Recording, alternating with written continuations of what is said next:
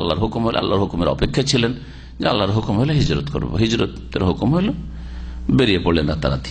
আনসারদের একটি বৈশিষ্ট্য যে তারা মদিনাবাসী, মদিনায় আশ্রয় নিচ্ছে, মদিনার বাসিন্দা একটি ফজিলত। 2 নম্বর, তারা ঈমানকে আশ্রয় দিয়েছে অন্তরে, আল্লাহ তারিফ করছেন, তাদের প্রশংসা করছেন। 3 নম্বর হচ্ছে ইউহিব্বুনা মান হাজারা ইলাইহিম, যারা তাদের কাছে হিজরত করে এসেছে তাদেরকে কি করে, ভালোবাসে। অথচ মানুষের স্বভাব হচ্ছে যে নতুন ব্যক্তিকে ভালোবাসে না, কোণঠাসা করতে চায়, গ্রাম থেকে তাড়াইতে চায়। 20 বছর 30 বছর হয়ে গেছে, ওর বংশের লোক যদি গ্রামে না থাকে তো এখনো রিফিউজি বলতে আছে, বোঝা গেছে না? দেখেন আপনি গ্রামে গঞ্জে আমাদের দেশে যারা পুরাতন বাসিন্দা আর নতুন লোক হয়তো কোথা থেকে উঠে এসছে, তো ওদের সম্পর্কে কি ধারণা রাখি, আর কত তাদের জুলুম চালায়, সামাজিক জুলুম অত্যাচার চালায়, বিচার সালিসে ইত্যাদিতে, জমি জায়গার ক্ষেত্রে কত জুলুম অত্যাচার করে, কারণ তার বংশ নেই, আত্মীয় স্বজন নেই, সেই জন্য বাস করতে দেয় না। অথচ মুমিন যদি ভালো মানুষ হয় তাহলে সাদরে গ্রহণ করা উচিত।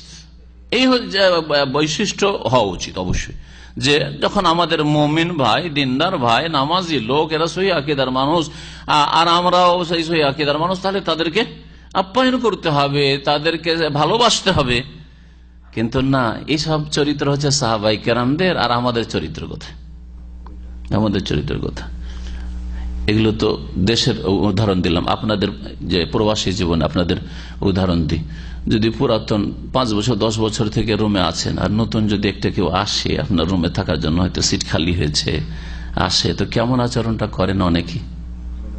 হ্যাঁ, দাপট একটা, এতদিন ধরে আমি এখানে আছি, নেতৃত্ব আমার থাকবে, আমার ইচ্ছা মতো লাইট বন্ধ হবে, লাইট জ্বলবে, হ্যাঁ, আমার ইচ্ছা মতো সবকিছুই হবে, করে না করে না বলেন?